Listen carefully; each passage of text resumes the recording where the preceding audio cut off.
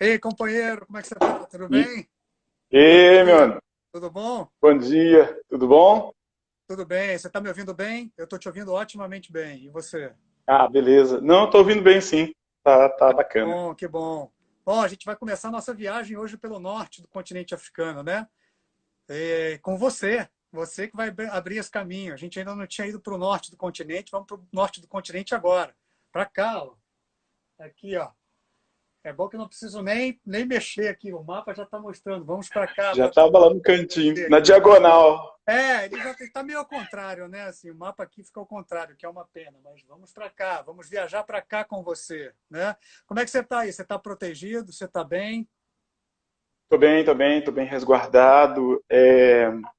E dentro da situação aqui do Covid-19, teve o confinamento, né, e tal, tranquilo. As pessoas Aí, estão. Você quando precisa sair para fazer compras, etc. e tal, você está usando máscara? é por enquanto ainda, né? Tô me resguardando e tal, mas uma boa parte das pessoas não tá usando mais, assim, e tal. Né? O governo tem informado que assim, aqui os níveis caíram bastante, então o governo se sente confiante em ir finalizando já o confinamento, né? Ah, que bom. Então, assim, já está se relaxando um pouco aí as medidas de isolamento social e de lockdown, né? Do isolamento total que a gente está falando, né? Você tem Sim, sim, ido, você tem ido fazer compras regularmente, mas você está se protegendo, né? sim, sim. Não, faço compras assim, duas vezes, uma vez por semana, né, e tal, mas tem me protegido sim. Nos supermercados eles têm um cuidado, né? Eles colocaram um gel logo na entrada para você ir lá, limpar as suas mãos e aí poder fazer as compras, né? E achei muito bacana essa atitude assim de alguns supermercados aqui e mesmo nos pequenos mercados, né, onde eu compro verdura, legumes e fruta, os vendedores eles têm um pouco de gel assim, passam nas moedas e tal antes de entregar, mesmo limpo as mãos e tal, limpo as que a gente entrega, assim. Todo mundo tem sido a grande maioria tem sido bem cuidadosa, assim, sabe? Isso é muito bom, né? Ver esse respeito pela vida, né? Que bom, e que bom. E as pessoas estão na rua, mesmo agora com esse momento de relaxamento das medidas de isolamento social, as pessoas estão se cuidando, estão mantendo um distanciamento umas das outras. Como é que você Olha, avalia isso aí? Olha, aqui na Tunísia, né, é um É, pouco mais complicado, sabe? A corporeidade assim do povo aqui, eles são, apesar deles não terem essa coisa que a gente tem no Brasil de se abraçar da maneira que a gente é, né, ali na América Latina, no Brasil especificamente, eles têm muito contato físico, eles vão conversar muito próximos, né? Ficam ali todos reunidos, amontoados mesmo, parece estão aqui, andando né? na rua, pá, esbarra, sabe? E, assim, não tá tendo aquele cuidado que teve no começo, mas não, sabe? No começo estava até muito mais, todo mundo mais atento. Mas agora já está começando a relaxar mesmo, assim. O povo já está sentindo mais confiante, assim, vai acabar, já está acabando, sabe? Entendi, entendi. Mas você também está sentindo a mesma confiança aí? Ok, assim, mas você está se cuidando, está de máscara, né? Tô, eu tô sendo cauteloso, não confio totalmente que já acabou e tal, né? Eu sinto, por exemplo, que tem muitas medidas, né, de tentativa de apoio às pessoas mais pobres, né, tem muitos grupos tentando fazer esse movimento, né. Aqui tem eu estou num país em que a maioria das pessoas são muçulmanas e tem alguns extremistas religiosos aqui, né. Extremistas no sentido mesmo de uma postura política, social, de acreditar que a religião correta é a religião muçulmana e tal. São chamados salafistas. Eles, no começo da pandemia, nossa, tinha uma postura muito tipo, isso é nada, não sei o quê. Mas existe uma modernidade, né? Na Tunísia é o país mais moderno do mundo árabe, né? O povo fala isso. E e existe uma grande campanha ao mesmo tempo, enquanto eles estavam com esse discurso de falar, olha, velho, não é por aí. Para com essa conversa, isso não é só uma gripe. E aí a polícia, né, pela atitude do próprio governo da Tunísia, foi tipo assim, movimentava as pessoas, elas queriam rezar nas ruas, não, nós vamos ficar na rua rezando junto para lá curar. polícia, não, vocês não podem rezar, vocês vão para casa, porque isso não é assim. Então, foi muito bonito ver isso acontecer, porque a gente tem uma ideia muito equivocada assim do mundo árabe, né?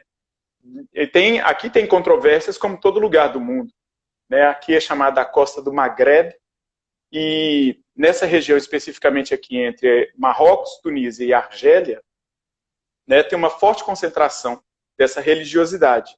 Mas, ao mesmo tempo, existe muita gente, muitos artistas, muitos políticos, né? Aqui tem um movimento forte de feminismo, aqui existe um movimento LGBTQ+, isso é incrível, aqui na Tunísia, né? A gente vai chegar lá, esses são assuntos para a gente faz parte, né, da nossa prosa. A gente vai chegar nesse assunto. O que eu queria comentar com você é que realmente cada país tem os negacionistas que merece, né? Tem sempre os negacionistas de plantão, que é o que acontece aí também, né? Mas aí pelo menos você tem um governo mais atuante e que, né, assim, orienta essas pessoas a voltarem para casa e não se aglomerarem, né? Pelo menos no começo da pandemia, né? Teve isso, né? Sim. Isso é muito bom, sim. Eu queria, agora que já entrou mais gente, eu queria te apresentar, assim, formalmente, e já emendar numa primeira pergunta. Vamos lá. Assim, o Benjamin, assim, carinhosamente chamado de Benja, né? Ele é ator de teatro, ele é ator de cinema, ele é bailarino afro, ele é bailarino contemporâneo, ele é coreógrafo, é poeta, é ensaísta, é dramaturgo, é artista visual, artista plástico, cantor, compositor, capoeirista Angola. Ufa, faltou alguma coisa? Uai! Sou de Candomblé, sou sacerdote de Umbanda. Mineiro. Mineiro. Estou aqui com meu cafezinho. Prosa sem café não dá, né? Tem que ter um cafezinho. Exato, exato. O Benja é conhecido no mundo artístico no Brasil, muito, fora do Brasil também. Já se apresentou em todos os continentes. Esse ano, pelas minhas contas, esse ano você está completando 25 anos de carreira, né? Isso, de exatamente. Contagem a Tunis. Exato. Nossa, então, muita coisa no meio desse caminho. Aí agora eu quero te fazer a pergunta, a primeira pergunta mesmo, que é, Benja, você com um currículo desses, né, extenso como esse, né, qual foi o caminho, que caminho foi esse que fez com que você se estabelecesse aí em Tunis, que é a capital da Tunísia, né? Foi uma escolha proposital ou foi o destino que acabou levando você para aí?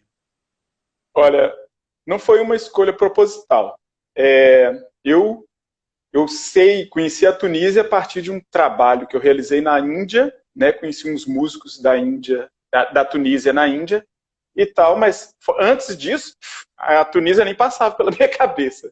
Já estive outras vezes na África, né? Principalmente no Senegal, mas o que aconteceu é que na verdade, eu estou vivendo um exílio, né? Eu não saí do Brasil por querer.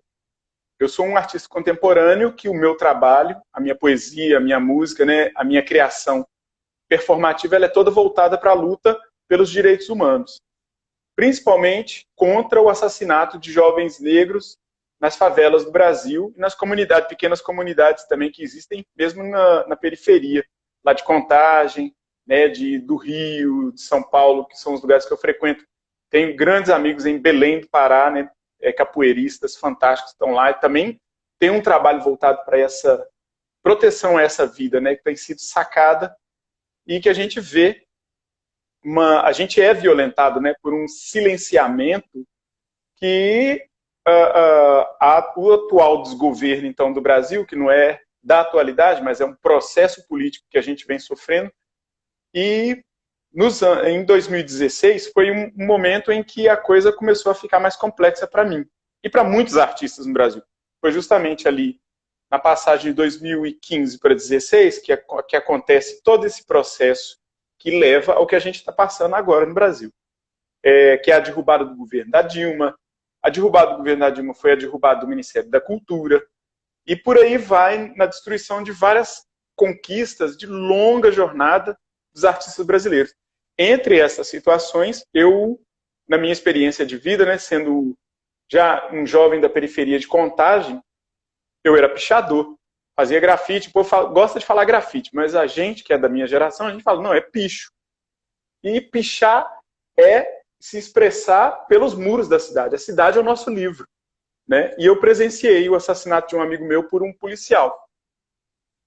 Consegui sobreviver, um milagre do meu orixá, de Exu, mas eu, ao longo do tempo, eu fui vivendo, construindo meu trabalho nesse discurso, e no final de 2016, 17, esse assassino, que é um policial, que é um traficante de armas, ele descobriu quem eu sou.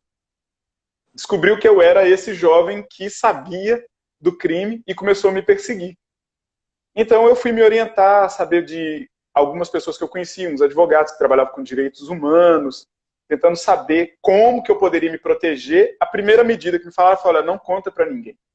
Porque se você contar, as pessoas vão se colocar em risco. E aí pode acontecer, pode piorar. Ele pode tentar realmente ir ao seu encontro através, ou te dar sinais matando pessoas. Isso aí já é um sinal comum desse tipo de serial killer, assim, desses bandidos, né? E aí eu fiquei encurralado. Vivi aí no Brasil, muita gente que está escutando a gente aqui agora, né, amigos meus que estão aí, não sabem disso, mas assim, eu estou publicizando porque é muito importante entender o contexto histórico de onde isso vem, né? Tudo isso vem de uma opressão que é desde a escravidão que a gente sofre esse silenciamento. E aí eu tive que sair do Brasil, né? Sair sem ter como me organizar completamente. Depois do assassinato da Marielle, eu fiquei mais preocupado ainda, né? O assassinato dela e várias outras coisas que foram acontecendo ao redor da situação do país, eu falei, eu tenho que sair. Mas aí aconteceu tudo isso. A conjunção política destruiu a economia da cultura e eu fui ficando sem recurso. Então, o último recurso que eu tive foi pedir ajuda às conexões internacionais que eu fiz ao longo da minha carreira. E uma grande amiga minha, que é a que vende, né, que é a minha produtora lá na Dinamarca, a Simone Oliveira, a Simone comprou a passagem para mim. Falou, olha, Benja, vamos comprar essa passagem e você vem. Mas aí ela estava tentando comprar uma passagem e conseguiu uma para Portugal. Ah, você ia Então, para Dinamarca, mas acabou indo para Portugal, foi isso? Porque a gente não conseguiu uma passagem com valor acessível. Assim, as passagens sobem, assim, né? É outra coisa que é terrível no mundo.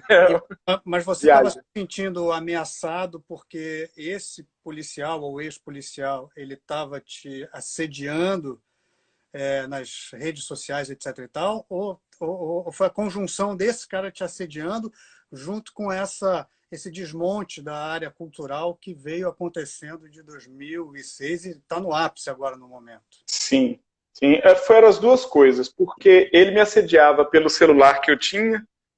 Eu fui aconselhado, falou, não troca de número ainda, tenta ir, tipo assim, para ele saber que você está vendo. Então, isso aí é uma prova de que mantém uma espécie de relação com ele, que ele se sente empoderado. Então, eu fui aconselhado a fazer isso. A meio que seduzir ele Você foi aconselhado pela própria polícia a fazer isso? Você deu queixa? Não. Fui aconselhado por um amigo, que é o Maurício.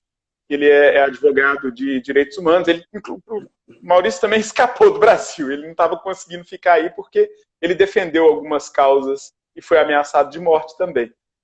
Aí ele saiu com a família dele, eles foram para a Suíça, eu acho. Acho que eles estão lá. Tem um tempo que eu já não encontro com ele. Provavelmente, não sei se ele vai entrar aqui na live, mas ele me aconselhou. Se o Maurício entrar, dá um sinal aí que a gente te vê e te cumprimenta. Mas aí você conseguiu, então, uma passagem para sair do Brasil, porque você estava se sentindo muito ameaçado, muito tolhido na sua liberdade. Você foi, então, para Portugal, foi isso? Sim. E aconteceu uma coisa no meio que me deixou mais acuado mesmo, foi no meio dessa situação, uma pessoa entrou na minha casa, enquanto eu viajava, enquanto eu estava na Índia. Eu fiz uma viagem para a Índia, logo que eu voltei, na verdade, no meio da viagem, minha família me avisou, alguém entrou na sua casa. Eu falei, pronto, e agora? Aí, cheguei em casa, A minha vizinha não tinha chamado a polícia, eu falei com ela, por que você não chamou a polícia? Ela viajou lá e tal, eu falei assim, gente, não tem boletim, não tem nada. Falei, pronto, né? Aí cheguei, entrei dentro da casa, entraram na minha casa e não roubaram nada. Destruíram o carro do vizinho, que estava estacionado lá, mas não roubaram nada, entendeu?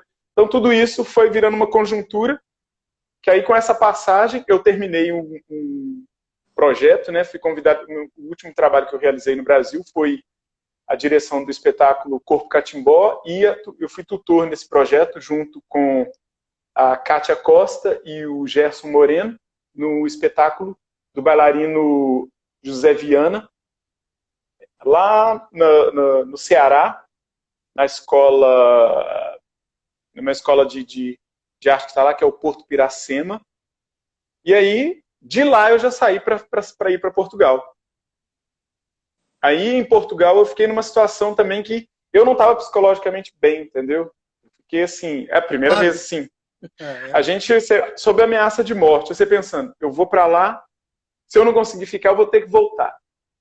Isso foi, assim, foi super complexo para mim, assim, mas eu consegui administrar bem, né, com a ajuda de algumas amigas, né, tem uma grande amiga minha, que é a Aline Kimura, que é psicóloga, ela me apoiou muito, né, eu pirei, surtei muitas vezes, assim, né, você fica com o coração acelerado pensando na sua vida. E aí, eu fiquei em Portugal, consegui uma residência artística por um tempo, né, aí fui para Lisboa, fui acolhido por uma amiga lá não consegui desenvolver muitas coisas, tive que voltar para o norte, né, ali para a região de Águeda. Então lá eu fiz uma residência artística, fiz um ótimo contato, que é um DJ do Cabo Verde, que é meu amigo hoje, o Júnior Fernandes. Né, fui acolhido lá pelo Agit Lab, fiquei lá um tempo e tal. E eles também me deram um apoio assim, muito importante, sabendo da minha condição, dessa situação da perseguição. Mas eu não estava conseguindo ficar ali em Portugal, eu estava ficando muito acelerado assim, psicologicamente, sabe? E fui tentar investigar o pedido de asilo. Aí, justamente porque, por exemplo, quando deu essa virada para esse governo, assim, choveu de brasileiro em Portugal. E Imagino. aí, Você foi mais um pedindo asilo. eu ia ser mais um para tentar pedir asilo, mas como eu já tinha ido para lá, eu teria que ter pedido asilo do Brasil indo para Portugal. Né? Eu já estava todo fora do enquadramento político que isso requer. Então, já fui alertado. Falei, não, negaram asilo para um punhado de gente. Se entrar nessa fila aí agora, você vai ser descartado. Aí fui tentar buscar meios. E eu tinha um convite para um projeto que era uma performance na Polônia. E esse pessoal desse festival se interessou em me ajudar a renovar o meu visto. Não, vamos fazer o seguinte, né? A gente vendo as possibilidades. Olha, você atravessa ali por Tarifa, chega no Marrocos, volta, pronto, você renovou o seu visto. Eu falei, uau, sério? E a produção falou, não, a gente olhou aqui e tal, nós vamos pagar sua passagem, você vai. Eu falei, pronto. Aí vim, fui para o Marrocos. Quando tentei voltar, não me deixaram entrar. Não deixaram você entrar de volta em Portugal? Na Europa, né? Ali, que eu estava ali, Tarifa é na Espanha, é justamente de frente para Tanger. o Marrocos, é para Tanger. Aí eu tive que voltar, tive que ir para Tanger. Vou mostrar aqui, ó. E fiquei em Tanger sem saber o que eu ia Deixa eu virar aqui o fazer. mapa e mostrar aqui, ó. Aqui, ó. Você estava aqui nesse biquinho que é assim a parte mais próxima da Europa aqui no Estreito de Gibraltar, né? Exatamente. Lugar onde ficam todas as pessoas esperando para serem, né, para irem, esperando o visto É, para irem para a é, Europa. o, é o epicentro ali do desejo de uma série, né, de subsaarianos e mesmo de pessoas da costa do Maghreb que querem adentrar a Europa para poder gerar o mundo também, né? Tem um desejo grande de conhecer outras coisas, de viajar, de poder ter outras oportunidades, né? Essa Mas, situação. mas Benja, como é que você fez? Aí você foi para o Marrocos, porque você ia para o Marrocos para voltar para Portugal para ter o seu visto validado automaticamente. Quando você chegou no Marrocos, foi proibido foi impedido de voltar. Sim, E aí você teve que ficar? Foi isso? tive que ficar ali. Eu tinha que ficar no Marrocos, mas aí tem uma questão, né? Qualquer brasileiro que quiser conhecer o Marrocos, né? Isso aí, graças a Exu, nosso visto, né? A gente, como brasileiro, ser brasileiro é um ótimo passaporte. Você é muito bem recebido em vários lugares do mundo. Né? No caso do Marrocos, você tem direito a ficar lá 3 meses.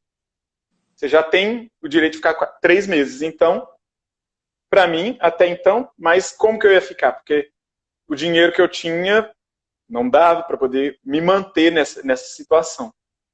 Então, eu realmente comecei a ficar encurralado e fui pedindo ajuda a todos os meus amigos e amigas assim de arte contemporânea, né, de teatro.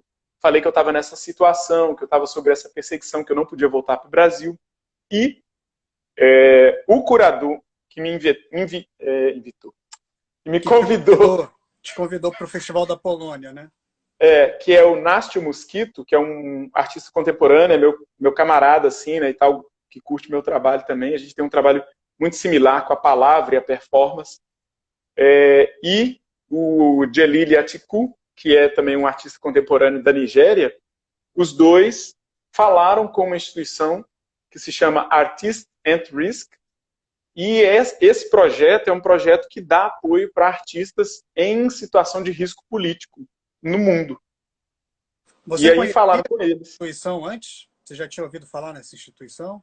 Olha, eu já tinha ouvido falar, mas assim, mas há muito tempo atrás, porque a gente vê, né, visita essas coisas de residências artísticas pelo mundo, né? Eu vi, falei, o que é isso? Artista at Risk? Mas não tem nada a ver comigo, na época, né?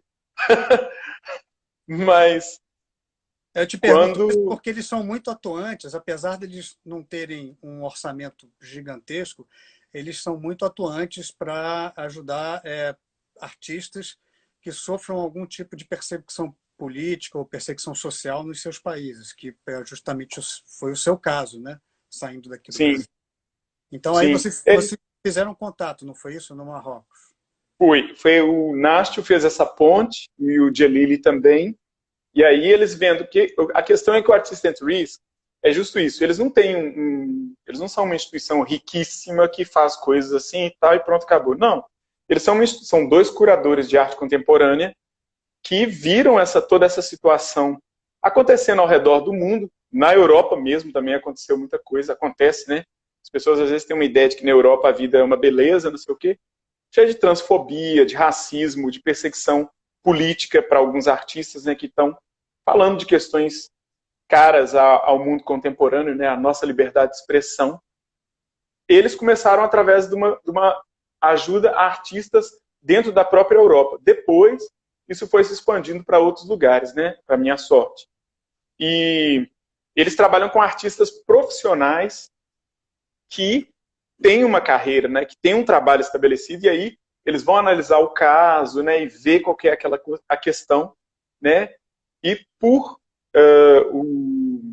o curador, né, que é o Nácio, é um artista que já tem uma jornada também grande dentro do mercado de arte contemporânea e tal.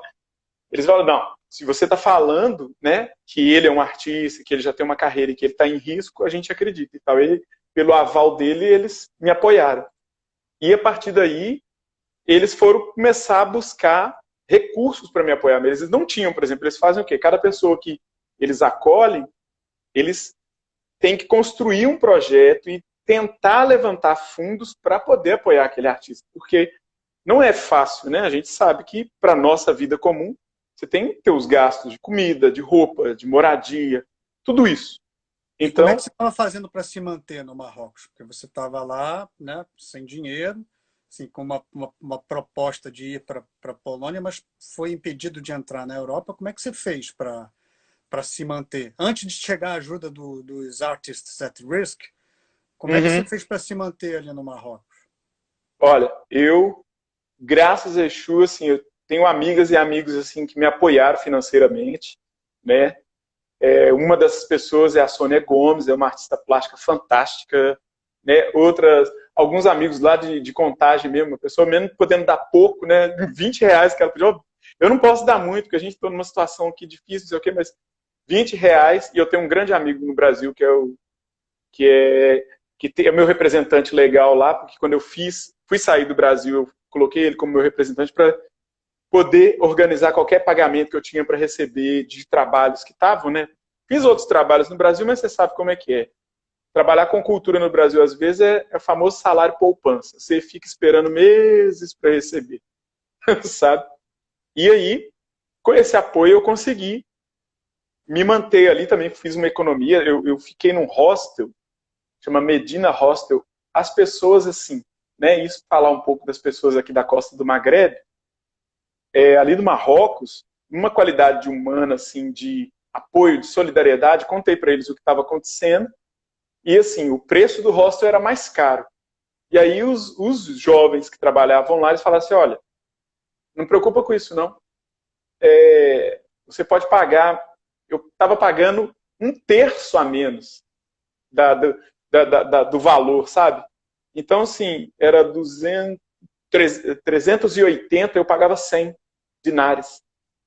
Então, assim, 100 dinares, então, e o resto do dinheiro eu podia comprar comida. E aí eu podia usar a cozinha, cozinhava e tal, e fiquei lá, né? Até toda essa situação ter algum apoio, porque mesmo durante o processo da minha estadia lá, o Artists and Risk estava construindo meu projeto ainda de apoio. Então, o que eles fizeram? Eles me mandaram uma grana meio que do próprio bolso. Assim, ó, a gente tem um fundo, a gente tem um fundo aqui, não é a grana do projeto. A gente vai mandar um dinheiro para você, porque a gente está vendo que você está em maus lençóis, para pagar o hostel. Né? Porque eu ou comprava comida, ou pagava o hostel. Então, assim, fiquei numa encruzilhada complicada. Mas aí usei o que o Exu nos dá, que é a melhor coisa do mundo, que é a boca. E falei claramente, falei com as pessoas, né? E aí encontrei apoio, sabe? Fiquei muito tranquilo, assim, fui ficando tranquilo, né, nessa reviravolta, porque fui tendo apoio. Importante isso, né? Você falou uma coisa que é muito bonita, assim. Você, nos momentos em que você mais precisou, você encontrou uma rede de solidariedade que estava em volta de você, estava a postos para te ajudar. Até quem você não conheceu, quem você conheceu no Marrocos. É bom deixar isso claro, né? Porque às vezes a gente olha ali, Marrocos, o norte do Marrocos ali, onde as pessoas, né, nas imagens que a gente recebe aqui do Brasil, as pessoas se engalfinham uma em cima das outras para elas poderem atravessar o mar Mediterrâneo e ir para a Europa.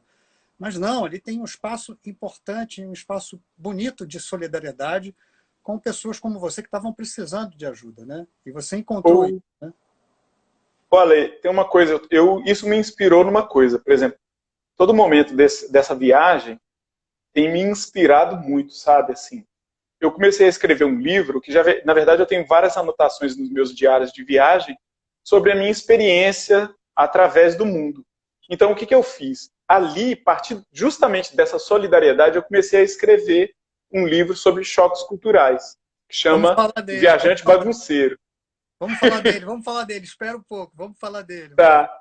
Mas é para falar disso, por exemplo, as pessoas têm uma ideia muito equivocada sobre esse povo. Porque, por exemplo, o jornalismo, né? A gente tem vários tipos de jornalismo no mundo e tem um jornalismo que vende a África da miséria, a África de como se todos os africanos quisessem todos mudar para a Europa. Sabe? Isso é tudo, sabe, uma manipulação do nosso olhar sobre esse povo que está do lado de cá do mar. E ali eu encontrei solidariedade, uma qualidade de humano, assim, que é lindo uma coisa dentro da cultura marroquina e também existe aqui na Tunísia e com certeza na Argélia, que é o quê? Eles estão comendo uma coisa aqui, eles te convidam, falam, quer comer com a gente? Quer? Um dia eu fui comer um sanduíche, fui comprar um sanduíche assim, não sabia, né? Tipo, falando em inglês, lá a língua majoritária é um pouco mais, tem um francês, mas lá em Tanger as pessoas falam espanhol, algumas pessoas falam inglês, é mais cosmopolita até que aqui em Tanger, ou que aqui em Tunis. E foi muito rico. Eu pedi um sanduíche, aí eu não sabia o que era, olhei aquele pão, aquela coisa assim, falei, o que é isso e tal. O cara, é gostoso, passa fromage, passa queijo, passa mel, eu olhei aquele mel, queijo, falei, gente, que é isso? Aí, uma família do meu lado, eles estavam comendo a mesma coisa, o cara preparou, cortou e me entregou, falou, come? Eu falei, não, eu vou comprar ele. Não, é para você experimentar a nossa cultura. Eu falei, putz, eu olhei assim, sabe, me lembrou o povo nosso no Brasil, do interior, ou mesmo da favela, que tem um lugar que é o quê? É o prazer de compartilhar, sabe? A gente às vezes fala, não, o mineiro é muito receptivo. Ah, o pessoal no interior de São Paulo é muito receptivo. Isso é uma característica humana que está em vários locais. Isso me encantou. Eu falei, cara, que bonito isso. Mesmo meus alunos aqui, né? Em Tunis eu estou aqui dando aula numa escola de teatro. Eles mesmos são assim também. Eu vou sair para almoçar, às vezes sento, quero só tomar um café com eles, assim, eles vão almoçar. Até a próxima aula, eles, almoça com a gente, você já comeu isso? Conhece essa comida? Cara, que viagem. Eu falei, vocês estão fazendo isso porque eu sou professor, né? Eu falei, depois eu observo entre eles, as pessoas que chegam, é a mesma cultura, né? Isso é muito lindo, cara. É um aprendizado muito rico. Que bonito. E você viu isso também, assim, essa solidariedade, assim, você é homem, né? Você viu essa solidariedade também com as mulheres? Porque a gente tem a impressão de que esses países muçulmanos têm algumas regras sociais que valem para os homens e outras regras sociais que valem para as mulheres. Você viu isso geral, sem distinção de gênero? No Marrocos e depois a gente fala da Tunísia, porque você não chegou na Tunísia ainda, você está no Marrocos ainda, né? Sim, é verdade. A narrativa. Olha, no Marrocos, não. No Marrocos, o Marrocos, apesar de que eu estava ali em Tanger, né? Tanger tem toda uma atmosfera de encruzilhada, vamos pensar assim, é justamente, a gente está no Estreito de Gibraltar, Tanger é uma encruzilhada. E é muito densa a encontros, né? Encruzilhada Exato. De encontros, né? Porque como diz o Ney Lopes aqui, né? O Ney Lopes fala assim, a gente vê a encruzilhada às vezes como um lugar onde você precisa decidir para onde ir, mas tente ver a encruzilhada de outra maneira, que é o lugar onde todos os caminhos se encontram também. Então é isso, né? Axé. É verdade, exatamente. É ali. Tanger é isso, porque tem uma convergência tão poderosa de gente que vem de todos os lugares. Eu conheci gente do Irã, conheci gente que veio do Senegal, conheci gente que era dali mesmo, de Marrakech, de Casablanca, encontrei brasileiros, encontrei 2 brasileiros muito bacanas lá, sabe? Um que estava acabando de voltar do Japão e decidiu conhecer aquela região ali, foi muito massa. Mas essa questão da mulher, né? Ali, por exemplo, nessa questão da Costa do Magreb, ali em Tanger, as mulheres eu não via elas com essa mesma liberdade, sabe? Tem uma certa modernidade, onde nem todas as mulheres estão usando o véu. Mas você não vê tantas mulheres assim andando livremente nos bares, por exemplo. Em Tanger, você pode tomar uma cerveja dentro de um bar. Sim. Então, você entra num bar para tomar uma cerveja, só tem homem. Mulher, se tiver, é estrangeira. Aí eu não vi assim mulheres, ou algumas vezes que eu vi, poucas vezes que eu vi, eram mulheres com certeza subsaarianas, muito negras, né, e tal. Então, esta sim, eu vi ali, chegando ali e tal, pá, meio pombagira mesmo, sentando, falou, ó, quero tomar uma cerveja e tal, o cara vinha, e elas, pá, sabe, com aquela energia muito linda, né, da pessoa que sabe o que é. Eu quero, vou tomar. Te fiz essa pergunta porque eu quero que depois você compare como é a situação da mulher aí na Tunísia e a situação da mulher como você viu ali no Marrocos. Mas sim, continua a sua narrativa, porque você está lá no Marrocos. No Marrocos, sim. Artists at Risk. Você está ainda na nossa narrativa num albergue, né, no hostel, num albergue lá. E aí, como é sim, que foi a sua saída? Como é que foi que a Tunísia apareceu como uma opção de destino para você? Olha, eu fiquei ali no Marrocos nesses 3 meses. Os curadores, né, o Ivor e a Marita, foram me visitar. Eles falaram, olha, a gente vai aí. Eles foram me visitar e passaram um tempo comigo, passaram uma semana comigo para me ouvir, para me ver, para me conhecer, saber do meu enredo, saber que tipo de artista que eu sou, porque meu trabalho, eu sou um artista, né, como multi-artista, eu trabalho num processo interdisciplinar. Então, eu sei que existem muitos artistas como eu que é muito difícil definir, você é pintor. Não, você é pintor, então pronto, é pintura. Não, mas eu pinto, danço, canto. Poesia, canto, teatro. E uso tudo isso em arte contemporânea. Então, meu trabalho é um trabalho que ele ainda não é muito conhecido no mundo todo. É conhecido em alguns nichos de arte contemporânea, né? Como eu já tive na Bienal de Dakar, apresentando um trabalho sobre a voz com bailarinos da companhia Primeiro Tempo, do meu amigo André Uamba, que agora está em Paris, mas que vai voltar para o Senegal depois da pandemia.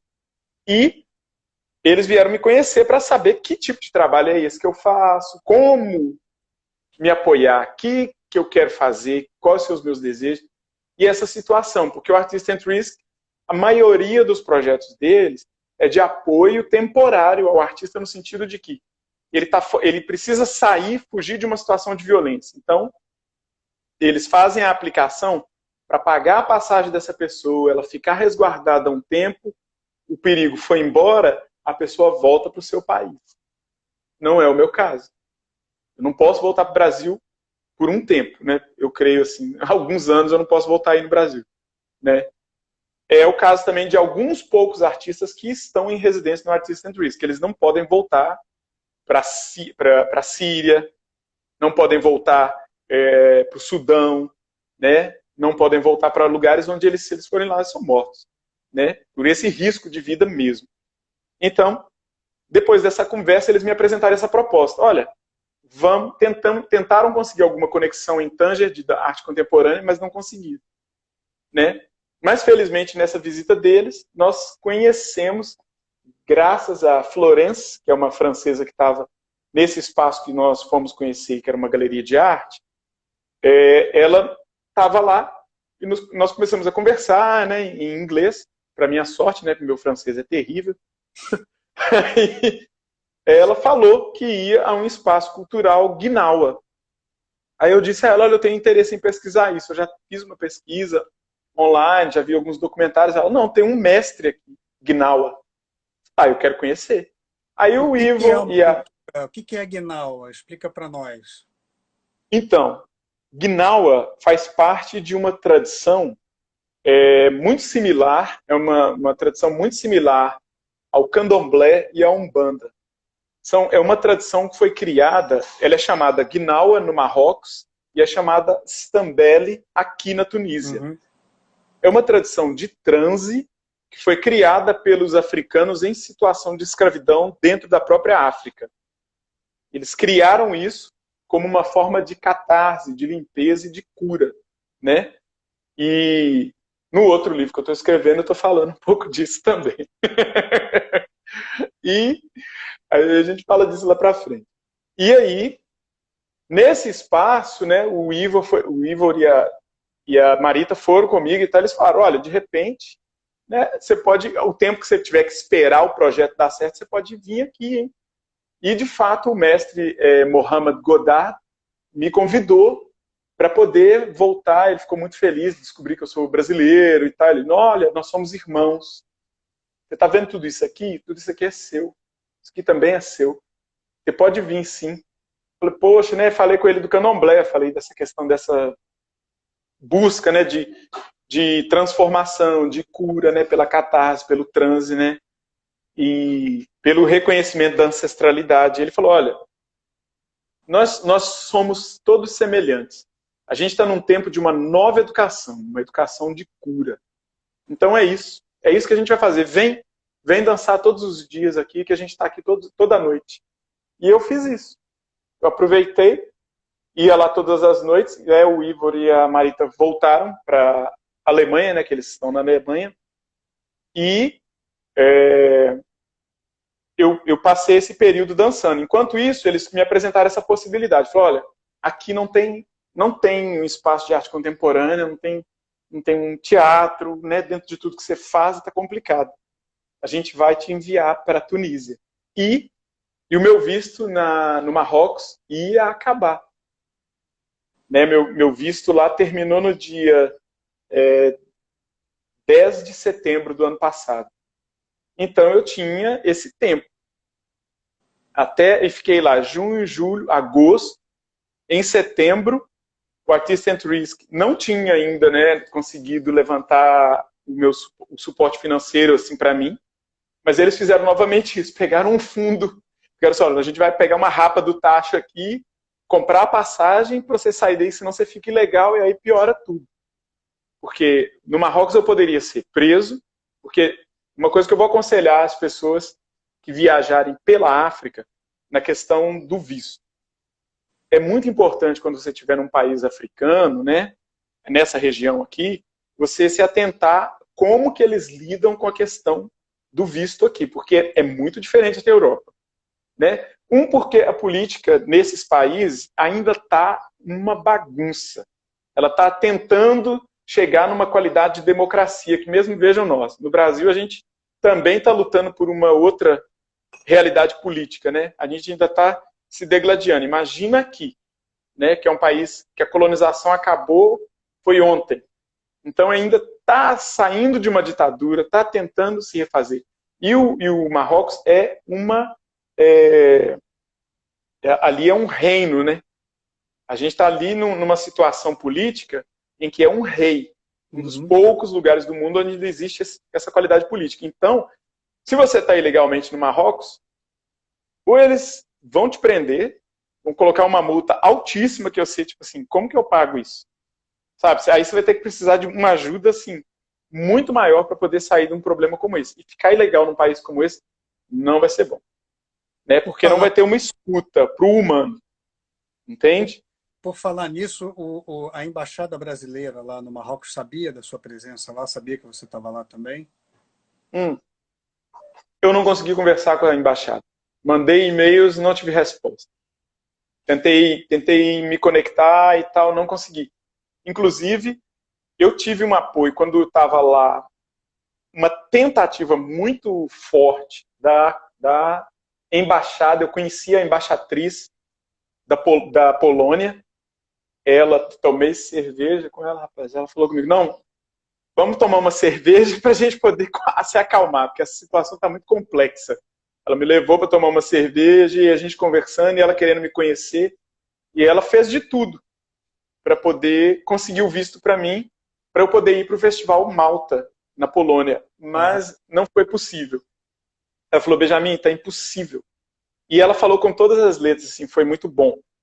Assim, ela falou, olha, eu fico envergonhada porque você é um artista. E eu sei que os europeus entram e saem aqui quando querem. Eu sei que vendedores de arma entram e saem aqui quando querem. E eu não posso fazer nada. Porque você sabe como é que a política do nosso mundo é, né? A nossa política mundial, ela não é honesta. Aí eu fiquei assim, ouvindo isso de uma embaixadora, né? Eu fiquei ouvindo isso e falei assim, então tem que resignar. E pensar e rezar para ver o que Exu vai mostrar, porque tem alguma coisa aí. Foi aí que a Artista Altruísta que apareceu, né? E é tão emblemático isso, né? Assim, a embaixadora da Polônia, que era o lugar que você tinha ido, né? Tinha sido convidado para se apresentar e não pôde ir, foi ao seu encontro e você tentou contatos com a embaixada brasileira e não conseguiu, né? E não teve nem retorno. Não tive retorno. Ela também, ela tentou fazer contato lá e tal, mas elas falaram, eles não estão respondendo rapidamente. Então, como o tempo estava, né, correndo até o começo, isso é no começo da minha estadia aí no Marrocos, né? O tempo estava correndo para o próprio festival, né? E o pessoal do festival muito crente de que, não, a gente vai conseguir esse visto, isso é ridículo, você é um artista internacional, você... Que é isso? Não é possível. Você não é nenhum traficante de arma nem nada, ou de droga. Não aconteceu. E foi por uma circunstância realmente assim, de que ela descobriu o seguinte, quem fica nas mãos a decisão é do guarda de fronteira. Eles tentaram, tipo assim, não, os guardas falaram que, não, peraí, porque o meu visto Schengen tinha expirado. Ela falou. E ela tentou, eles tentaram, comunicaram, não sei o que. Ela falou assim, olha, não é possível. Porque se a gente tenta mandar você pela Alemanha, lá na Alemanha, olha para você ver o esforço que a mulher fez. Ela entrou em contato com a fronteira da Alemanha para a Polônia, na fronteira da Polônia, porque ela falou assim, não, por onde que a gente pode mandar ele? Porque aí o festival ia comprar a passagem, eu ia para tal lugar e tal. Então ela encontrou essa entrada pela Alemanha. Então ela falou com o festival comprou a passagem, mas quando ela mandou o documento, a fronteira disse não. Ela ficou assim, falou, como? Falou, não, isso não é possível. Aí ela foi tentar conversar com a cônsul, né? Que ela é embaixadora, ela tem menos poder que a cônsul. Então, a cônsul falou, não, a fronteira disse que não, eu não posso quebrar a fronteira. Isso aí está além, além da jurisprudência dela. Isso na Alemanha. É. E na Polônia também, porque mesmo como a Alemanha disse não, na Polônia também ficou assim, entendeu? Nesse caminho meio kafkiano de você encontrar caminhos, né? Encontrar assim, vetores dos quais acabam sendo fechados e você está nesse labirinto, né? Meio kafkiano. Como Sim. é que a Tunísia apareceu como uma opção para você? Olha, foi uma opção que aconteceu porque aqui na Tunísia o Artists and Risk já está atuando apoiando uma pequena associação chamada Arte Veda, dirigida por um ator e cineasta que é chamado Ahmed Murad. O Ahmed fez um curta-metragem, ele tem um longa-metragem, né, sobre os condutores de trem daqui da Tunísia. Né? Ele mesmo é ator, o pai dele foi condutor de trem e tal, falando dos direitos desse povo, a arte e tal, e falando do modo, como é que é uma vida difícil, né, e tal. Então, ele, no primeiro momento, apoiou o Remy Sarmini, que é um ator, jovem ator e diretor da Síria, que ficou nessa situação da guerra. Ele falou, não quero matar ninguém, não quero ser morto por causa dessa guerra idiota. Então fugiu da Síria.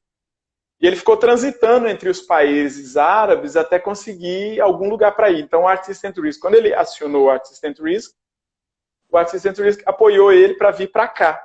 Conseguiu o contato com o Ahmed, isso aí já tem há 1 ano e meio atrás, antes de mim, que o Remy está aqui. Já está quase 2 anos que ele está aqui. E nessa situação, porque ele não pode voltar para a Síria. Então, ele veio para cá e eles apresentaram para mim essa possibilidade. Olha, o que você acha de ir para esse país? Porque nós sabemos que eles tentaram me mandar para Portugal. Mas por conta do visto Schengen, eles tentaram, porque eles têm vários apoios, né, o Artists and Risk, assim, pessoas que apoiam, trabalhando mesmo, assim, advogados, jornalistas, que falam, que apoiam, tá precisando de ajuda, vai ali, entrega um tempo deles para poder aconteceu a ajuda para levantar os recursos, sabe? E aí um advogado estava, 2 advogados estavam lidando com a questão do meu visto Schengen, tentando, então, de repente a gente consegue o visto Schengen para você ir para Portugal. É um lugar que fala a sua língua, você vai ficar mais tranquilo, apesar que você fala inglês. Aí, mas não dá. O advogado falou, tentou todos os meios e falou assim, olha, não dá, essa lei tá super rígida, não tem brechas para a gente poder incluir ele. Inclusive, eu fiz uma aplicação para a universidade e passei em Portugal, na Universidade do Porto, mas não consegui ter direito a fazer o pedido do visto de estudante, porque eu teria que fazer o quê? Eu teria que ir para o Brasil, me colocar em risco para fazer o pedido de visto pelo Brasil e depois ir. Aí eu falei, olha, isso eu não sei. Eles falaram, não, Benjamin, você voltar para lá, a coisa está só piorando, não tem como. Isso não é uma boa estratégia.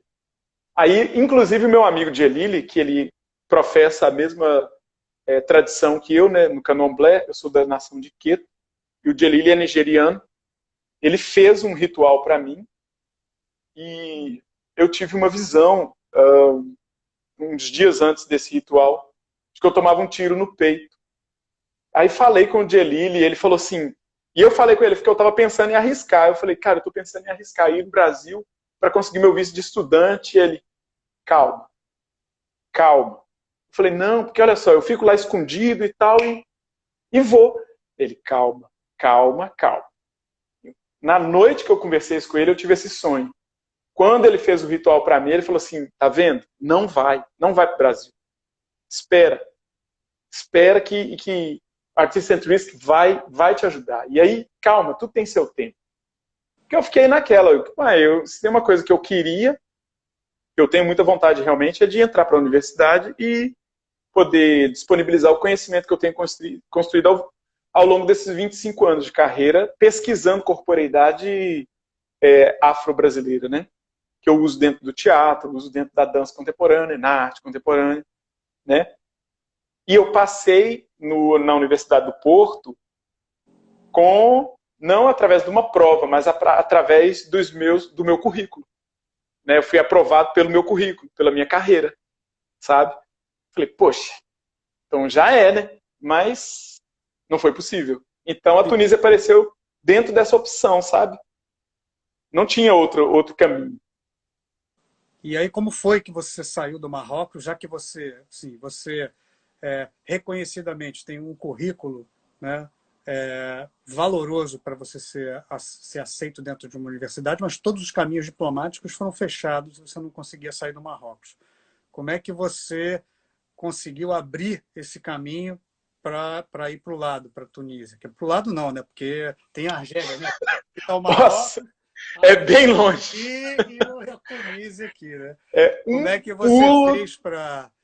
você fez para abrir esse caminho para a Tunísia e como é que você saiu do Marrocos e foi para a Tunísia, se estabeleceu aí em Tunis? Então,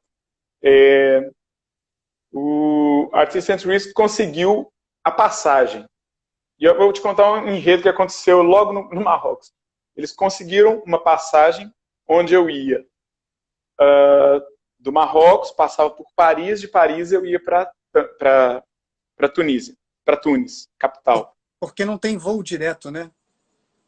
É impressionante. Não tinha um voo direto, assim, voo direto muito caro também, né? Porque o Artist and Risk não é uma entidade rica.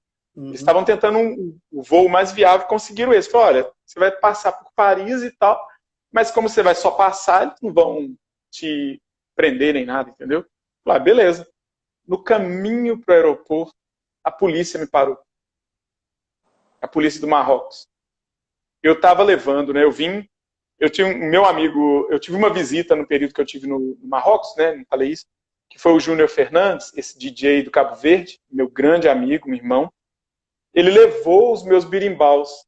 Ele trouxe os meus birimbaus que estavam em Portugal, no Porto, para mim. Ele falou, cara, eu vou aí te visitar, eu sei que você está apertado. Então foi uma ajuda emocional, assim, fantástica. Ele foi lá para me abraçar, para a gente conversar. Ele, acabou. Isso vai passar, ele me chama de caboclo. Isso vai passar, a gente vai resolver isso, daqui a pouco a gente está fazendo música e girando o mundo. Eu falei, Júnior, eu tenho certeza. Vamos esperar o que essa gira tem para apresentar, ficar calmo. E ele levou os birimbaus. Então eu estava com um birimbau, tem uma cápsula grande que parece, ela chama, inclusive vem escrito bazuca, onde eu coloco os birimbaus. É o único jeito de viajar com aquilo, em segurança, né, para o próprio birimbau. E aí, tô andando com aquela cepa daquele negócio, rapaz. O policial me parou. Aí eu olhei e falei, eu sou brasileiro. Ele, você é brasileiro? Porque tem isso. Eu, de certa forma, andando ali pelo Marrocos, eu estava meio invisível. As pessoas achavam que eu era marroquino. Isso era muito interessante. Né? Até comprei um chapeuzinho, tinha um chapeuzinho e tal. Mas estava andando no meu jeito de vestir e tal. E eles pensavam que eu era marroquino. Aí, o cara olhou para mim e falou assim, documento. Aí eu falei, senhor, eu preciso pegar o trem, que eu tenho um voo. Falei, calma que você vai pegar o seu voo. Fica tranquilo. Aí me levou para a delegacia. Depois de 2 horas de conversa, eu consegui sair da delegacia. Aí eles viram que eu era brasileiro mesmo, viram meu documento, me liberaram. Aí eu saí atrasado do esquema que eu tinha preparado. Tive que imprimir os documentos. Eu falei assim, não, vou imprimir isso lá. Não encontrei lugar para imprimir. Aí, assim, tudo nada perto, né? Aí foi aquele enredo. Cheguei para pegar o trem, perdi o trem. Falei, gente, não acredito. Aí comecei a conversar com a menina. Falei, olha, eu tenho um voo em Casablanca e tal. Ela olhou e falou assim, voo? Que horas? Aí eu mostrei ela. Mas agora você não vai conseguir pegar esse voo. Falei, o quê? Você não vai conseguir. Falei, meu Deus. Moça, pelo amor de Exu, de Alá, me ajuda. Eu não posso perder esse voo, meu visto aqui acaba hoje. Aí ela, eu não posso fazer nada, eu só vendo bilhete. Aí eu falei, meu Deus, o que eu faço? Aí, e eu tava com meu celular, na época, tava quebrado, eu tentando conversar com o pessoal do Latin Centuries, falando que eu ia perder o voo. Mandei uma mensagem, e não tinha internet perto, né? Lan house, não tem nada disso. Cybercafé, não tinha nada disso perto da estação. Mandei uma mensagem, peguei o outro trem. E aí, peguei o trem, cheguei em Casablanca, fui direto para um café, cybercafé, escrevi para o Artista Centuries e falei tudo que tinha ocorrido, que a polícia tinha me retido por essas horas todas, aí me fez perder o trem, que ainda tive que pegar um táxi, era longe. E aí eles falaram, calma, vamos tentar achar outro voo. Aí ficaram procurando o voo e foi tudo assim. Milagrosamente eles conseguiram achar um voo direto. Eles conseguiram achar um voo direto. Foi uma sorte, cara. Aí conseguiram esse voo direto. No outro dia eu tomei esse voo de Casablanca. Mas assim, o aeroporto de Casablanca é outra cidade, né? Longe, longe, longe. Eu acho que é quase 2 horas da cidade, assim. Ela falou, é outra cidade. Deixa eu só te interromper. Em 20 segundos vai cair essa nossa primeira conexão. Mas a gente vai continuar essa história. Me espera, vou encerrar aqui, a gente volta, que a gente vai continuar contando essa história, porque agora é que você chegou em Tunis. Na Tunísia. Tá? Sim. Então, espera aí. Eu vou encerrar aqui e convido todos vocês a voltarem para a gente continuar a nossa conversa. Tá? Vou encerrar aqui e a gente volta já já. Ô, Benja, bem-vindo de volta. Sim. Diga lá. E aí? Nossa, mas que roteiro de cinema isso, né? Que roteiro... né? Então, assim, você, assim, contra tudo e contra todos, você conseguiu um voo direto para Tunis, de Casablanca para Tunis, né? Antes de você continuar a história, que agora você está chegando na Tunísia, vou te passar um recado que o Pablo Matos, que é um colega meu da PUC, escreveu aqui nos comentários no vídeo anterior. Ele está lembrando que a Universidade de Bruxelas tem um edital para artistas, né, em risco, em situação de risco. E está sugerindo que você dê uma olhada, porque pode ser interessante. Tá? Fantástico. Nossa, super agradecido. Axé, que Exu te abençoe. Uma boa, né? Obrigado, Pablo. Sim. Obrigado pela participação. Obrigadaço. Então, Benja, você, né, nessa montanha-russa que você viveu, né, nos últimos meses, né, em 2018, isso, né?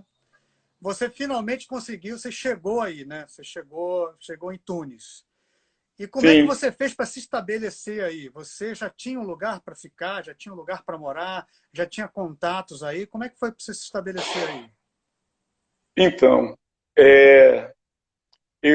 quando eu cheguei aqui, o Artist and Risk fez essa ponte através do Ahmed Murad, da Associação Arte Veda.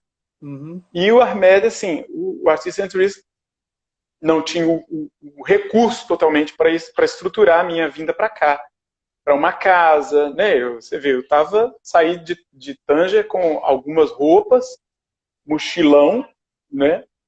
E até algumas coisas que eu tinha comprado para cozinhar eu trouxe, porque eu não sabia como é que eu ia estar, sabe? Eu sei lá onde é que eu vou ter que ficar, se é um quartinho, se é, não sei. Tipo, pensando na sobrevivência. Entrei no modo sobrevivência e aí o Ahmed e o Remy, foi o Remy que foi me buscar. Né? Eu consegui pegar esse voo direto, né? O Artista eles encontraram esse voo, falaram, olha, conseguimos um. E aí, quando eu cheguei na Tunísia, a chegada triunfal, né? Uma tempestade implacável sobre a cidade. A gente, com o voo, assim, a gente viu uma coluna de água sobre a cidade de Tunis. Eu falei, gente, é para lá que a gente está indo? Aí o cara que estava do meu lado falou assim, é para lá que a gente está indo. Que era um senhor que fala inglês e tal, mas é tunisino. A gente se conheceu ali na conversa, um pouco conversando assim, né, na viagem. Na hora que eu olhei a chuva assim, eu falei, rapaz, como que vai pousar, né? Vamos ver, né? Vamos ver, talvez tudo acabe aqui, né? Pode ser, não sei, já agradeço, já tá bom. Mais uma A aventura, chuva né? tava, a chuva tava muito forte, rapaz. Aquilo foi muito simbólico. Eu falei assim, como eu sou filho de Exu com Yansan, eu falei assim, ó, Yansan, seja o que a senhora quiser. E aí aquela tempestade, o voo, quando a gente chegou na cidade, foi muito forte, assim. Cheguei, meu celular não funcionava mais, assim, estava muito quebrado. Eu cheguei, tudo escrito em árabe, não tinha nada assim em francês. É assim, o que tinha em francês, assim, minha leitura em francês, eu acho que eu estava tão tenso que eu não estava nem fazendo cognição, assim, sabe? Eu olhava assim, pensava, meu pai. Aí perguntava em inglês para uma pessoa aqui, outra ali, falava, comer ali. Aí tentei trocar um pouco do dinheiro que eu tinha, que estava em dinares marroquinos. Isso também é Aham. um aviso que eu dou para quem viajar por aqui, que a moeda é outra. Troque O lá. dinar, É. o dinar marroquino não vale nada fora do Marrocos. É ilegal viajar com dinheiro do Marrocos. Aí eu tô lá, pensei, vou comer, né? O cara falou, não, isso aqui você não pode usar aqui não. Isso aqui é ilegal. Tipo, ficou isso aí. Eu falei, ai, meu Deus.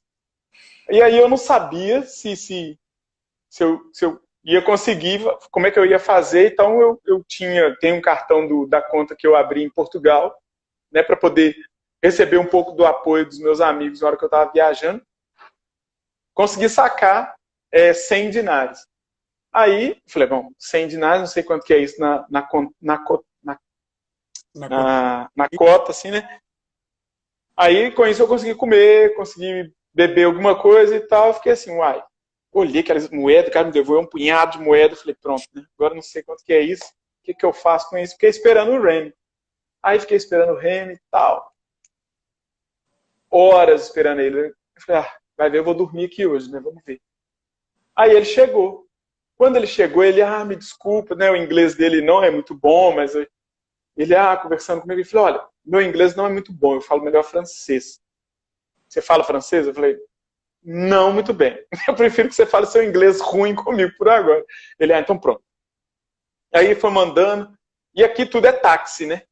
Uma cidade totalmente nova. Tava um caos, assim, na frente do aeroporto. Eu olhei e falei, gente, o que a gente faz? Ele, vamos para lá. Saímos. Fomos andando por uma via, tentar pegar um táxi. Ficamos esperando, tentando. Estamos olhando. Nada de táxi. Aí, uma menina atrás da gente, com um black desse tamanho, lindão. Chegou assim, ela é até assim, um pouquíssimo mais escuro que eu. Ela olhou assim, estava conversando com o Remy e tal, aí olhou para mim e tal, falei, tudo bem? Lá, fala inglês? Fala e tal. Eu falo mais ou menos e tal. Eu falei, tudo bem. Aí, ela chegou pro Remy e falou assim, vocês estão indo para onde? Babsuíca. Ele falou comigo assim e tal, falando com ela em inglês. Aí, ela, se você quiser eu te dou uma carona, eu tô só esperando um amigo. Ele, ótimo. Ele, deu um soco assim e falou assim, você tá com sorte? Aí a gente conseguiu essa carona e chegamos aqui. Nos trouxe exatamente aqui, porque o Remy mora aqui em cima. Aqui é uma casa dividida onde várias pessoas moram. E aí o Remy falou, olha, a gente não conseguiu procurar um lugar para você. Tem essa casa, é muito pequena, é uma casa muito simples, entendeu? Tem um quarto, tem cozinha e tal, mas tem banho, você vai ter um lugar para ficar. Eu falei, tá bom. Não reclamo de nada, né? E tal. Cheguei, tomei um banho, rapaz, foi a primeira vez que eu, depois desses meses todos, deitei numa cama sozinho e dormi. Eu dormi que nem um defunto, assim, que é a melhor sono que tem é aquele que você morre. Você tá morto de cansado, tomei um banho quente. Eu falei, nem acreditei. Eu falei, cara, enfim, eu tô numa casa. Então, assim, foi uma vitória, sabe? Esse primeiro dia aqui na Tunísia, que foi no dia 10 de setembro, que eu cheguei aqui à noite. Né?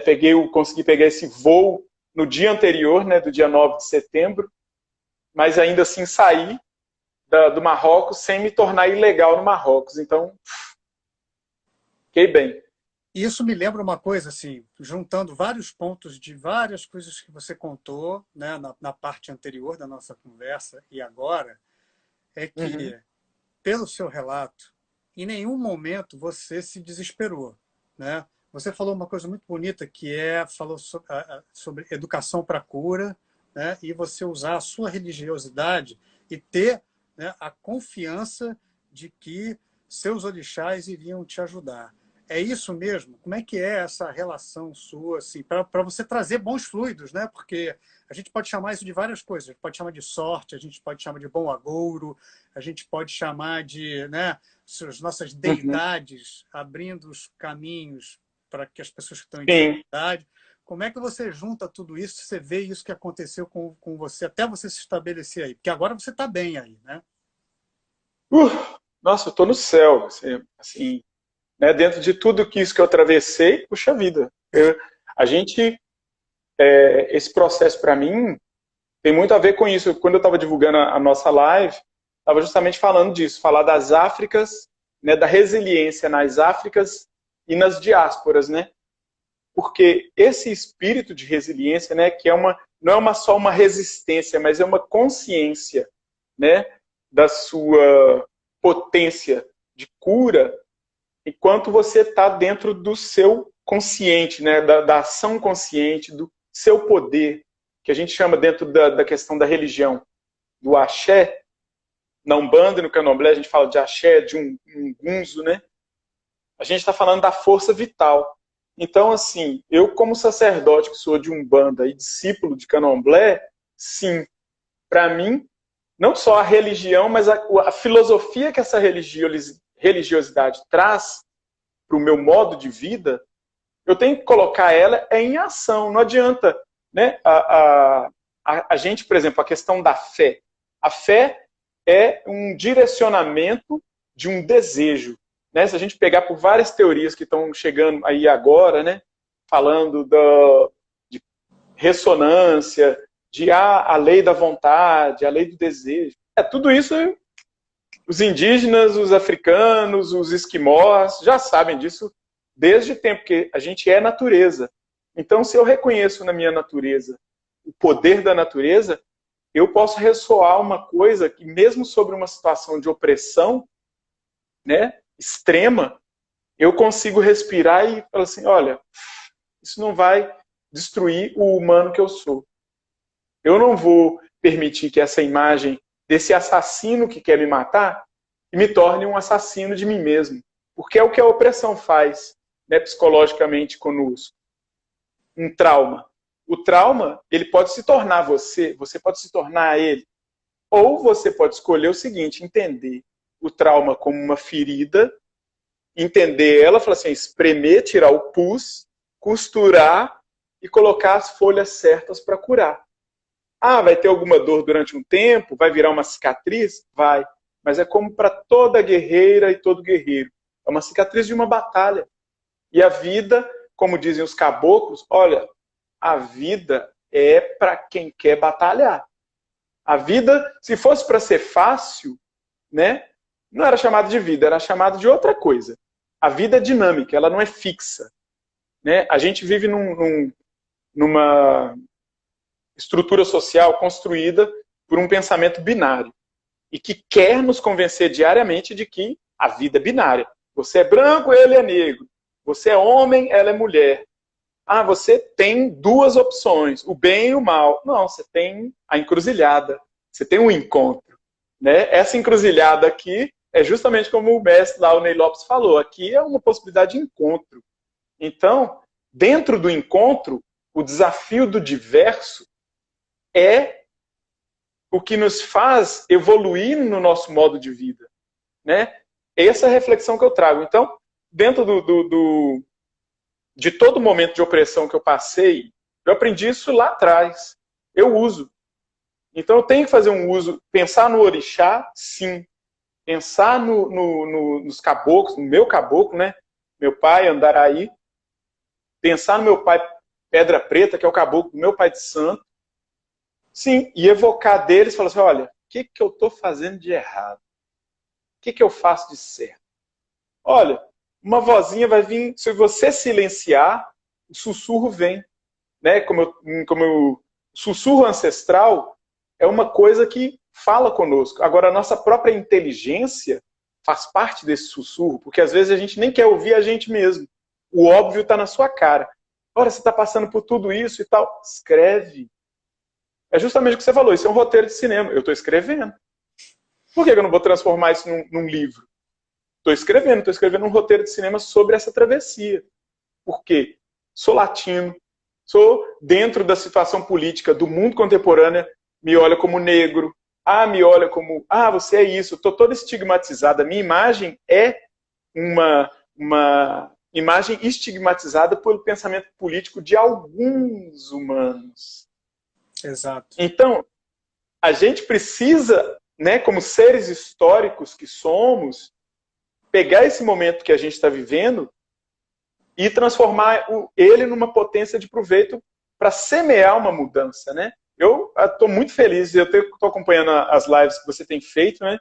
De ver, por exemplo, essa ponte é muito linda, porque se tem uma coisa que eu falo, desde a primeira vez que eu tive na África, a primeira vez não conta porque eu vim para ficar 4 dias, eu fiquei morto.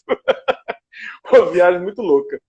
E também quando eu viajei com a companhia Seraquê, do Rui Moreira, né? O diretor era o Rui Moreira, nosso amigo da dança contemporânea, do balé corpo e tal.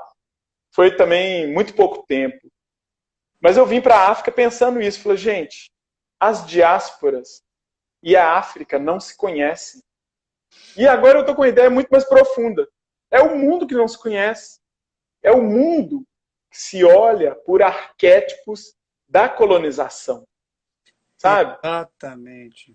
Isso é muito pesado e é muito rico, sabe?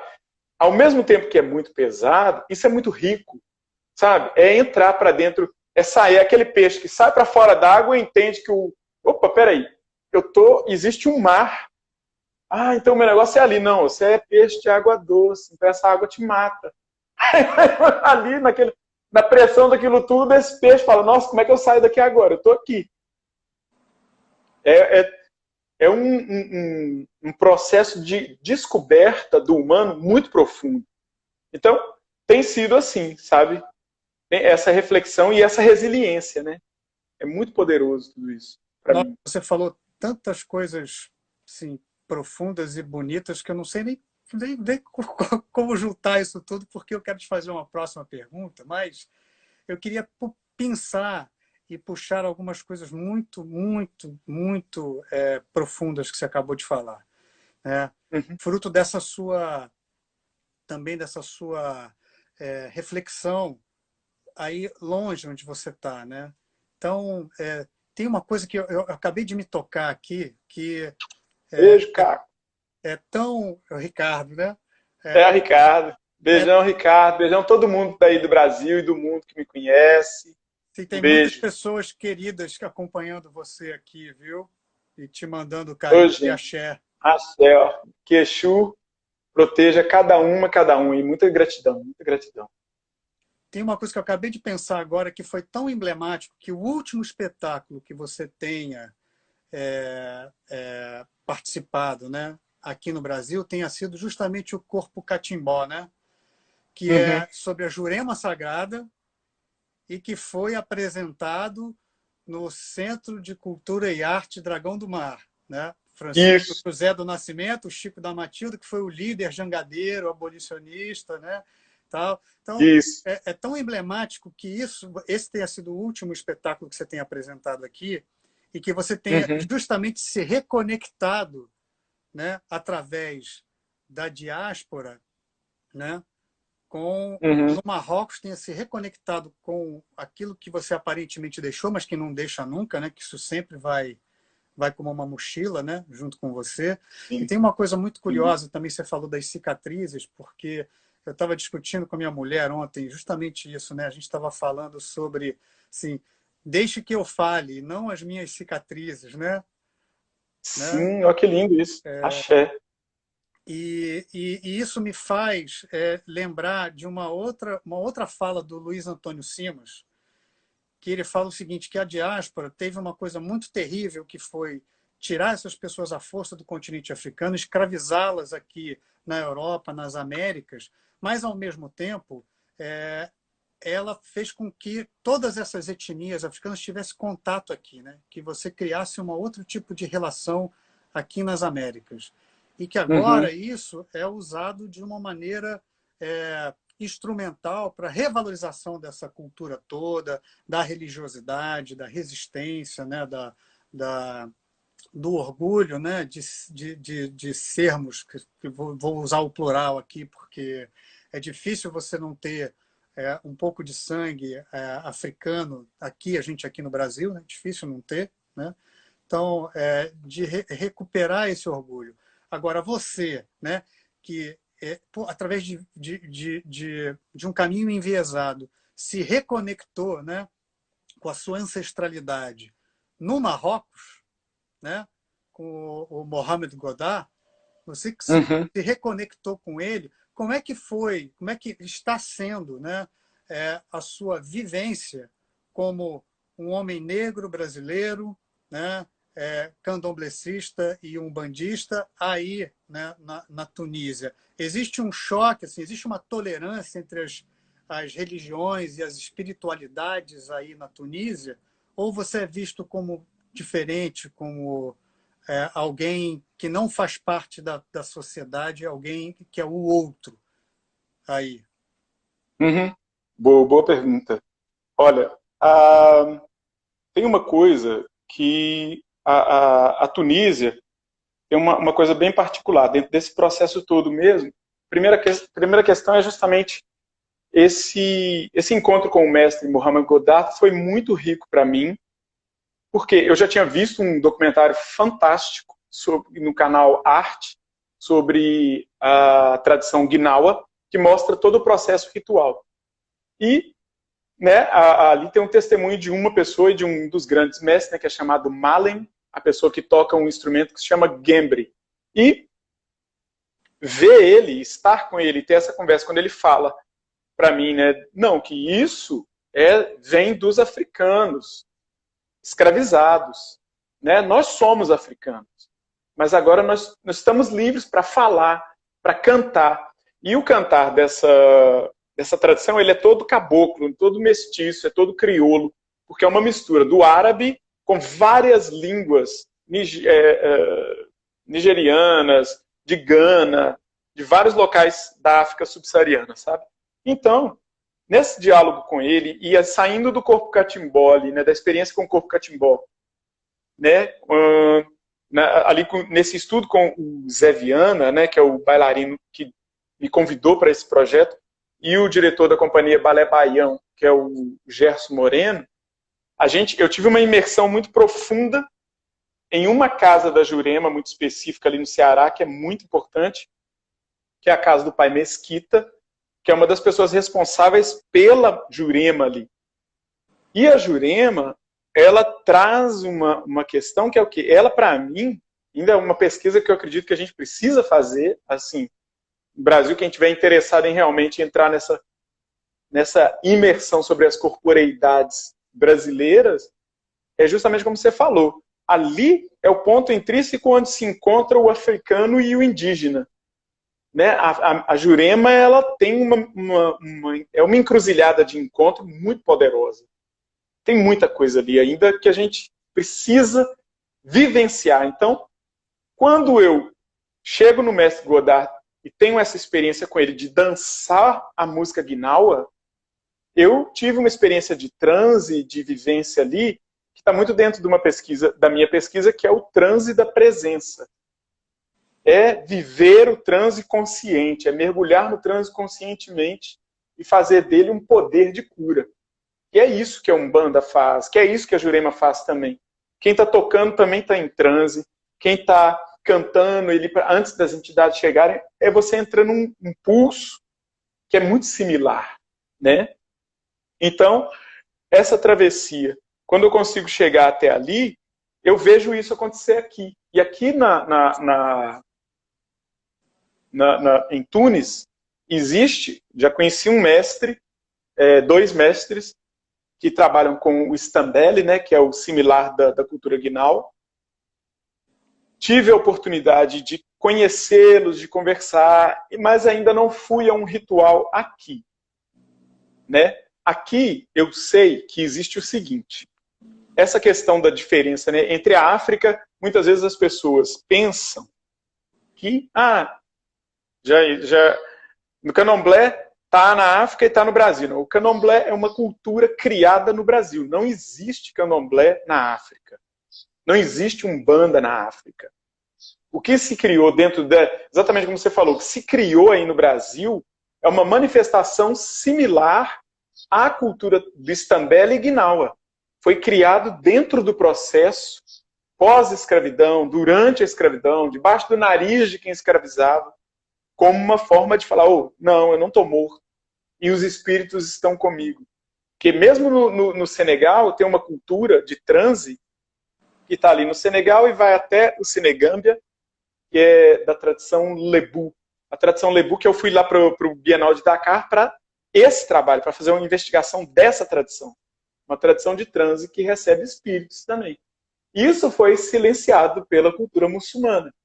Mas não é proibido.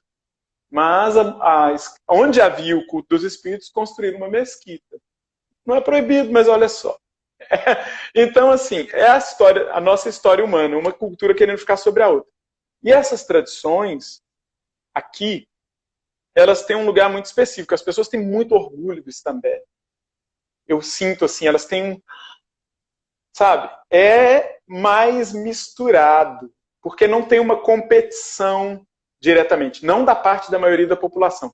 Não sei se, talvez, os salafistas tenham um olhar mais assim.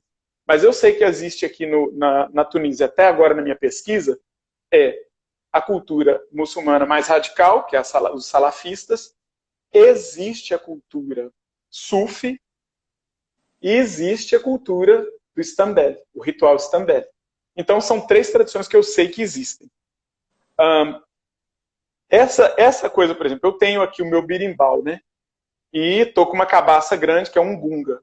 É quase um berra-boi, assim, porque ela é muito grande. Então o som sai muito grave, né? Sai bem sonoro, assim. E quando eu cheguei aqui, uma das coisas que eu fiz, eu falei, nossa, tem uma coisa que eu tô precisando é tocar birimbau. Falando dessa questão da resiliência, eu comecei a tocar birimbau pelas ruas da Tunísia para poder andar, conhecer, olhar a cidade, ia tocando birimbau. Acontece uma coisa tão mágica, porque as pessoas aqui não sabem o que é um birimbau. Elas paravam, silenciavam. Eu estava passando no meio de um café, assim, todo mundo parava de falar. E aí eu passava tocando birimbau, as pessoas... E aí eles começavam a falar, é o guembre. Eu falei, guembre? Não. Isso é um berimbau, eu sou brasileiro. Ah, você é do Brasil. Ah, isso é um instrumento do Brasil? Mas isso parece africano. Eu falei, mas o Brasil é um dos grandes polos da cultura africana dentro do processo de escravidão. Aí dava aquela aula, né, aquela conversa. Pá. E a receptividade foi muito grande. Então eu não sou tratado como um estranho, né?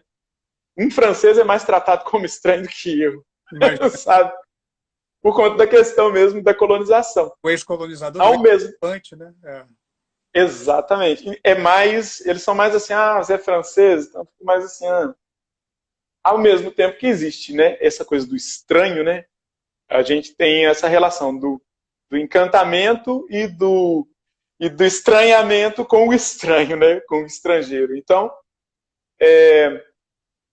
quando eles começam a conhecer a minha cultura e entender que eu não sou daqui, que eu não sou do Marrocos, né? Eles começam a ficar muito curiosos e tal. Então, eu tenho tido um diálogo muito bom com a cultura daqui, né? Fui convidado por uma musicista, que é a Iqbal, que está no México, mas que logo depois da pandemia ela vai voltar. Ela é professora na Universidade de Música. Ela me foi apresentada por uma amiga de um amigo do Ahmed, que as coisas aqui têm sido assim, amigos de amigos de amigos, que, a rede, olha, tem um brasileiro aqui. é a rede, né, que a gente falou, né? É a rede se Vai construindo, formando. às vezes sem perceber, né? E que é muito É, e aí tá todo mundo assim, tem um brasileiro aqui. Que aí o Armed começou a fazer um movimento assim. Então, o que você faz? Eu dou aula de capoeira, dou aula de capoeira. O que é capoeira? Aí, explicar a capoeira, mostrar a capoeira. Então, eu consegui, através do Armed, assim, uma pequena rede de pessoas que têm curiosidade sobre a capoeira.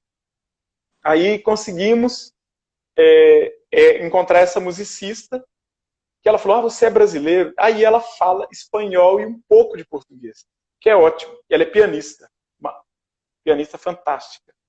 Aí ela, olha, eu estou dando aula, eu tenho um grupo de estudo na universidade que estuda música latina, você não quer ir lá e tal? Tipo assim, a gente não tem grana, tipo assim, o país aqui é quebrado.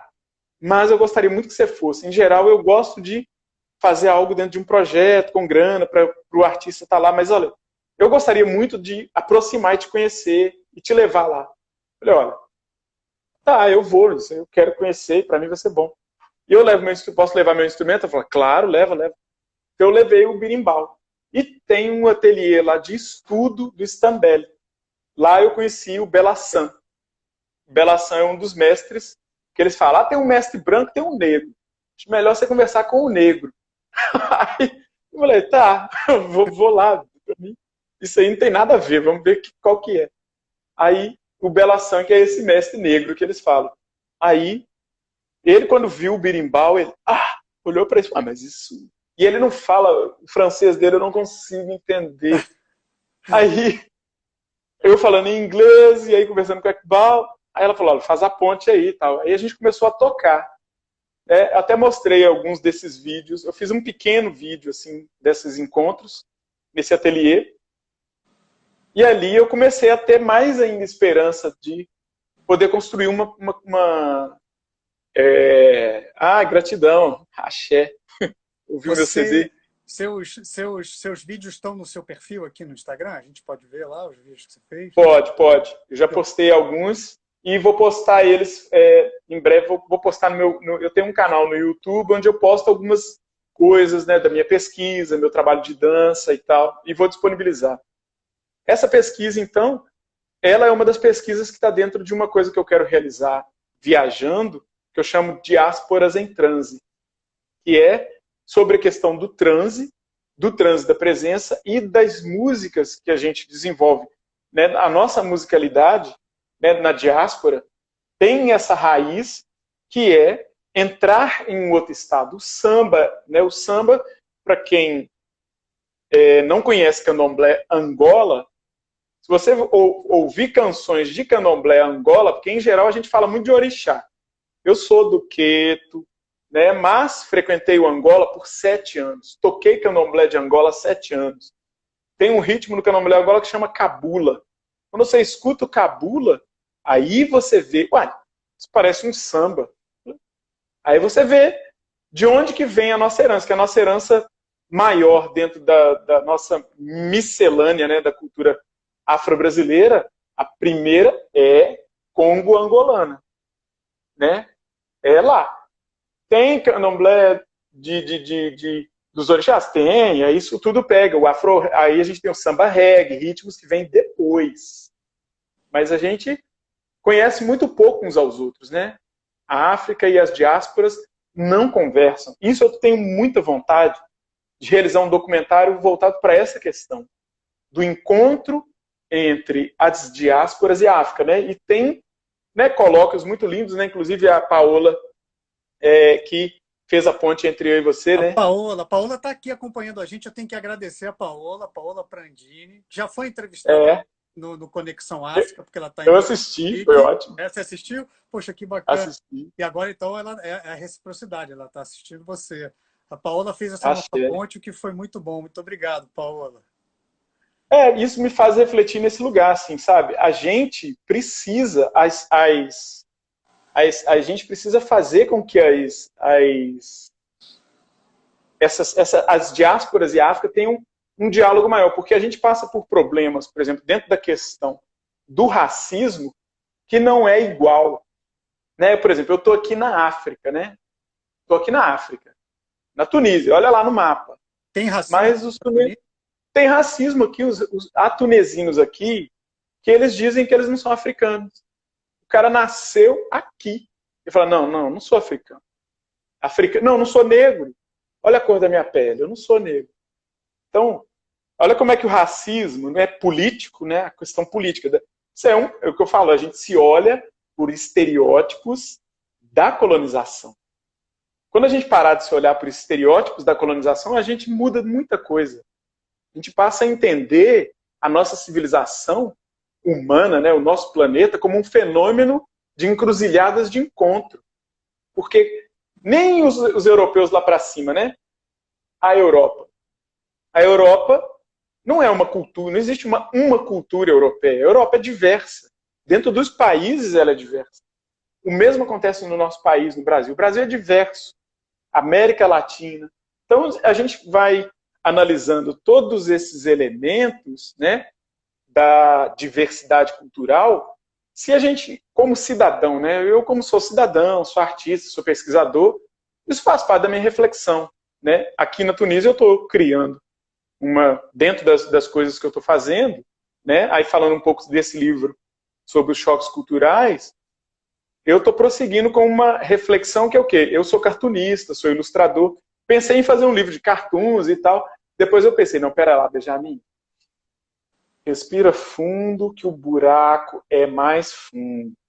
A coisa é mais delicada, porque um choque cultural, ele acontece por falta de escuta.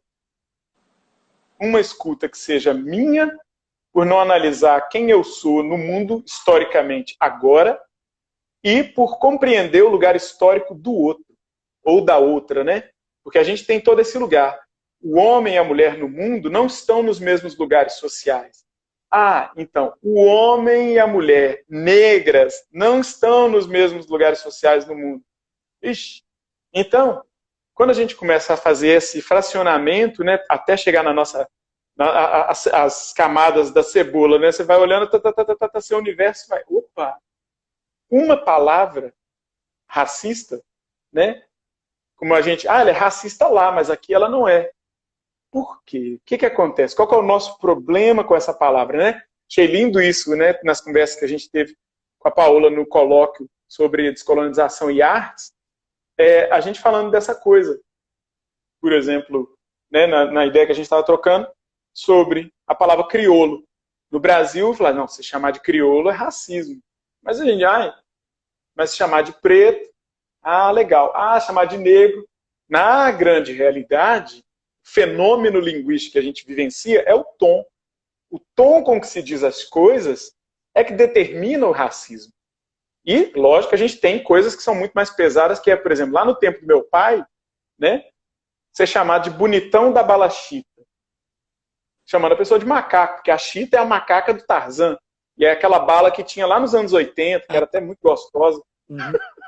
Infelizmente, vinha com essa conotação, construindo, né? Então, o racismo, ele tem uma construção histórica que é muito complexa, que não é facilmente a gente simplesmente segregando ou determinando lugares fáceis de separatismo, né?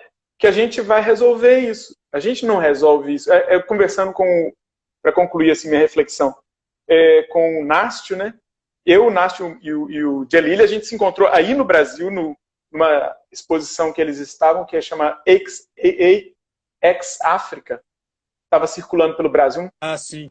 Foi maravilhosa. Tinha vários artistas africanos e afro-brasileiros, né? Amigos meus que estavam expondo. E eu fiquei assim, putz, cara, olha quanto tempo que a gente levou para ter uma mostra coletiva de artistas negros circulando pelo Brasil. Pelo Brasil. Quantos museus que falam da cultura negra nós temos no Brasil? Nós temos praticamente que é lá no Ibirapuera, que é esse museu que foi construído assim. Uhum. O Museu Afro-Brasileiro devia ter um em cada cidade do Brasil, em cada estado, porque essa diversidade, mesmo no Brasil, a gente não conhece. Eu sou, né, como minha amiga falou na live aí, eu sou congadeiro, né? Na verdade, a gente no Congado, a gente fala, eu sou moçambiqueiro, na verdade, sou do Moçambique. E é tão complexo quando a gente começa a fracionar todo esse conhecimento. E, nossa, isso aí dá um longa-metragem só falando dessa história. Outro longa-metragem só falando desse outro enredo. Mas não pode ter preguiça. A gente não pode ter preguiça intelectual de recuar, ver o lugar histórico onde a gente está, para construir mudança para a gente e para quem vai chegar. Né? Nossa, que bonito isso tudo que você falou. Nossa, Benja, assim, estou extasiado porque assim, é isso. E assim, é tão simples, né? Não é simplório, porque não é simplório, mas é tão simples, né? É uma questão de respeito. Exato. É uma questão de respeito, uma questão de empatia, questão de você ou enxergar o outro não como a antítese de si, mas o outro como mais um, né? Como mais uma pessoa, né? Mais uma pessoa que tem as suas riquezas, as suas complexidades, e que a complexidade do outro ajuda a nossa complexidade também, né? Ó, o Mas é. Babala, o Ivani dos Santos acabou de entrar, sempre quando ele entra eu presto uma homenagem, axé, A axé, benção, meu pai, a benção. bênção. Que bom ter o Axé. senhor aqui com a gente. Benja, eu queria, assim, para a gente já ir para o final do nosso papo, né? Porque a gente já está Uhum. estamos quase 2 horas conversando, olha só, nem parece, né? Eu Puxa. queria que você me falasse um pouquinho dos livros que você está escrevendo, né? Você acabou de dar Uhum. uma dica agora, né? Você está escrevendo 2 livros, um com a sua experiência e o outro com a experiência dos choques culturais, não é isso? Sim, Então fala um pouquinho sim. dos 2 livros que você tá escrevendo. Bom, esse livro que eu estou escrevendo, a partir da minha experiência, né, na verdade eu estou escrevendo uma peça de teatro. Eu tenho refletido muito sobre a questão do racismo aqui na Tunísia, que ele é uma outra qualidade de racismo, né, dentro da questão da própria cultura. Então eu estou fazendo uma pesquisa muito profunda sobre a história do tráfico negreiro aqui na Tunísia, onde, por exemplo, existem determinados nomes pelo qual esses africanos escravizados eram chamados e que se tornaram nomes, inclusive, de famílias. Por quê? Porque a primeira descaracterização de um indivíduo, né, de uma pessoa, é sacar seu nome ancestral. Né? A gente passou pela mesma coisa no Brasil, olha como é similar, é o mesmo fenômeno. Exato. Então, eles sacavam esse nome e a pessoa era nominada com um outro nome. Né? Por exemplo, tem um termo que eles usam para negro aqui, que é carluche. E quando é negro retinto, né? O que é negro aqui? Então, negro está estigmatizado, para mim é uma prova cabal de um problema que a gente encara ao redor do mundo, que o racismo construiu esse colorismo, esse pensamento colorista sobre a questão da pessoa subsaariana. Então, os africanos daqui dizem que não são africanos. Você vê, o cara nasce no Marrocos e diz, não, eu não sou africano, eu sou árabe. Não, você não nasceu na Arábia Saudita. Você pode dizer que você professa a religião árabe. Né? É um problema grande de identidade. Mas a mesma coisa aconteceu conosco no Brasil. Então, eu estou escrevendo uma peça de teatro, inclusive, eu tenho feito vários desenhos como este, que são inspirados nessa reflexão da identidade. Forte, hein? Tem vários desenhos que eu tenho feito e eu tenho mostrado um pouco no meu Instagram, né? E estou compondo músicas e escrevendo essa peça de teatro para transformar ela, na verdade, num longa-metragem ou num longa-metragem documentário sobre o processo de criação da peça como um caminho de falar desse racismo, mas não para apontar, a Tunísia é racista. É mais do que isso.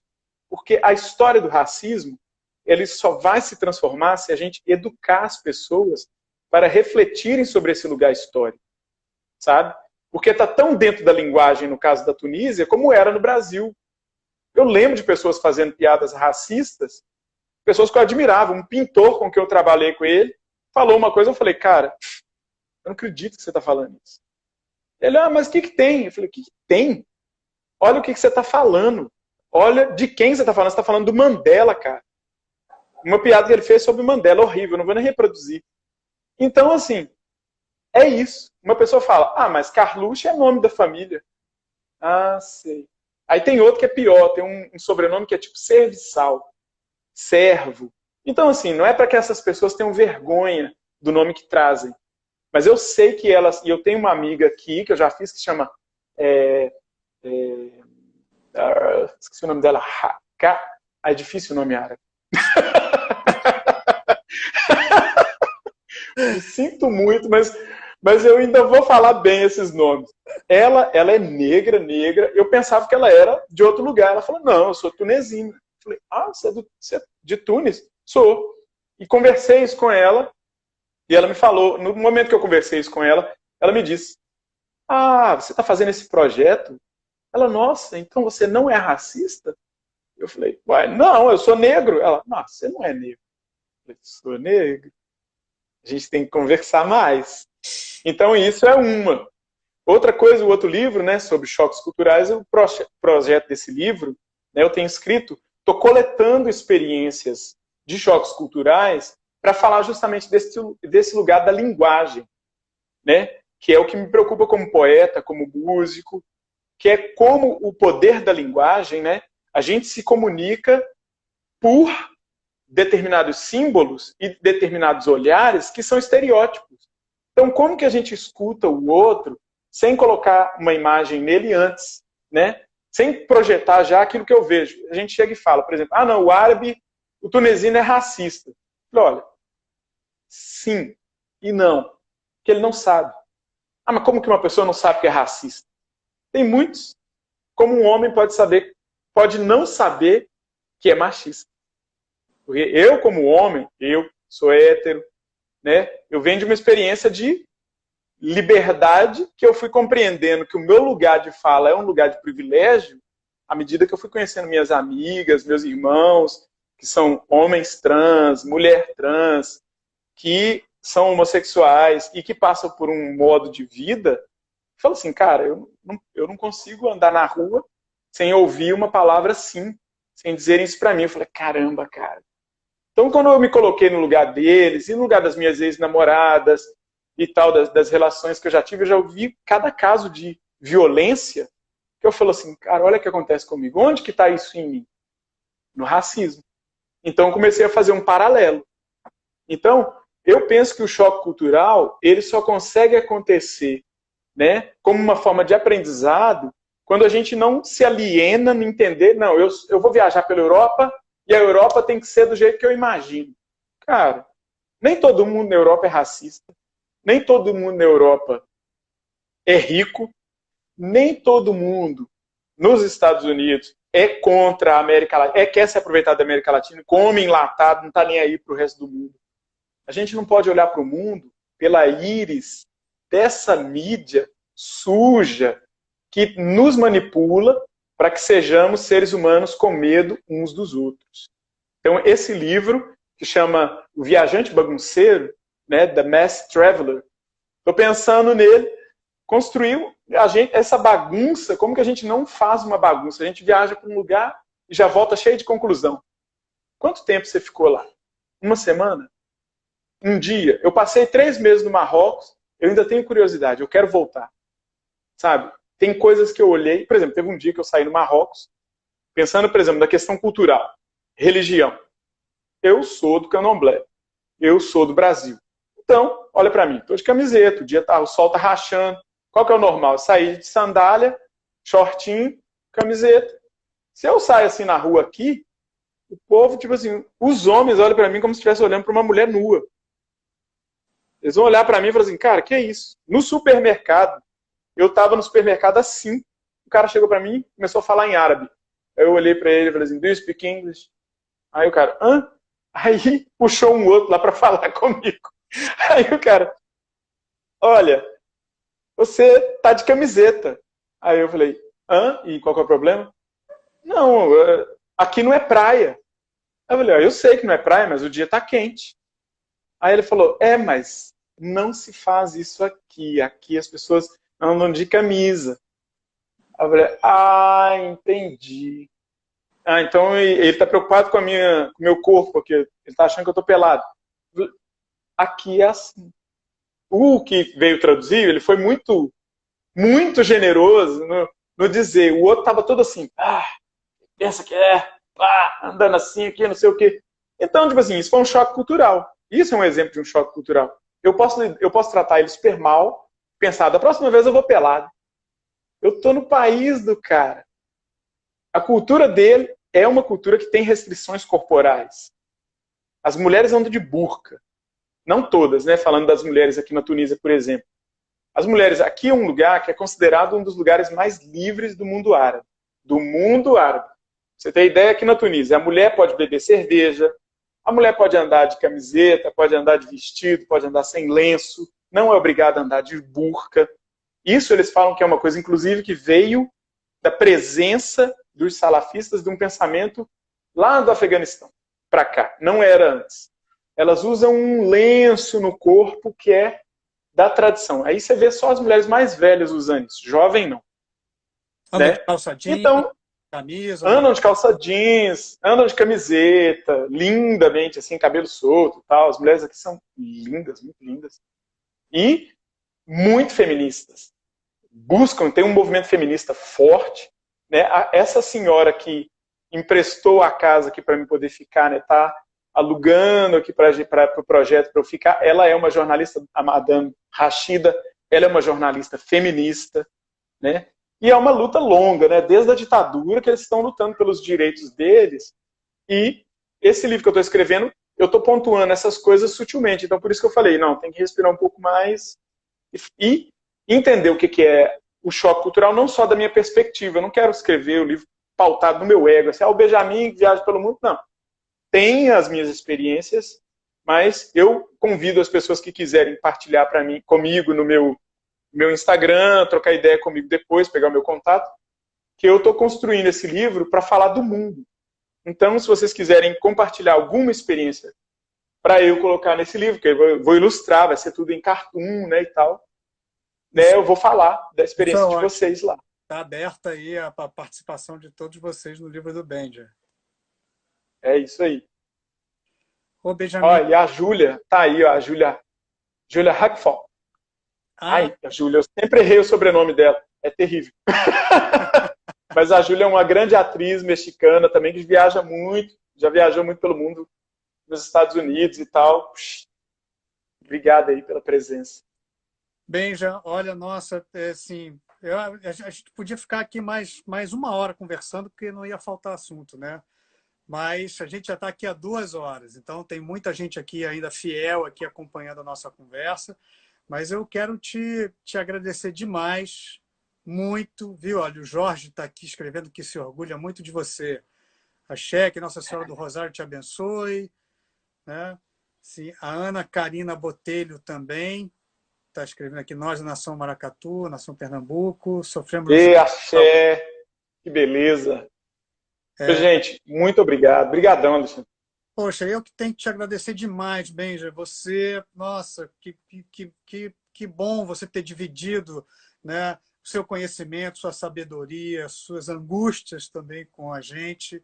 Sim, o que faz só eu acreditar que, sim, fazer esse contato, né, com quem está do outro lado do Atlântico é muito bom. Trazer você para conversar sobre o que é a sua experiência é bom e é enriquecedor para nós também. Então, eu quero te agradecer demais, porque você foi muito generoso. A gente falou muito de generosidade, né? Da generosidade da sua rede com você, e eu quero agradecer a sua generosidade de contar a sua história, de estar aqui disponível durante essas 2 horas e dividir as suas histórias, as suas experiências com a gente, viu? Muito obrigado mesmo, e muito axé para você aí, viu? Axé, Alexandre, muito obrigado, muito linda essas lives que você tem feito, isso é muito precioso para repensar mesmo a história entre o Brasil e a África. Eu acho que é muito, muito rico, gente. Né? Quem está conhecendo agora, vindo, né, me ver a nossa live, assistir às outras, né? Muito obrigado a todo mundo, né? A benção, né, aos mais velhos, mais velhos, e assim, Exu dê a cada um, muita sabedoria nas encruzilhadas, nos encontros. Quando encontrar com o diverso, não deixe o estranhamento construir um veneno dentro de você. Olhe para ele com distanciamento, com afeto, com sabedoria, para saber construir a partir daí um conhecimento novo, porque a experiência de cada pessoa é que renova o conhecimento da humanidade. Muito obrigado. Obrigadão. Ô, Benja, e com essa bela mensagem, a gente encerra esse nosso encontro, que é o encerramento de um encontro, né? Porque o contato a gente não vai perder jamais. Todos esses contatos, Axé, mano. não vamos Não, eu perder. quero trocar outras ideias contigo aí. Já tô com um plano na cabeça aí contigo aí, rapaz. Vamos prosear. Vamos, vamos. Isso é um caminho que a gente está abrindo, inclusive com todos vocês que estão acompanhando a gente. O caminho está aberto. A gente agora já está, É, assim, já não tem escapatória. A gente já tem uma conexão entre todos nós aqui, não tem mais como fugir. Acabou, já era, né? isso aí, axé. Companheiro, Gratidão. muito obrigado mesmo. Fique bem, fique seguro, tá? E muito Axé. axé para você aí, viu? Axé, obrigado. Tchau, tchau.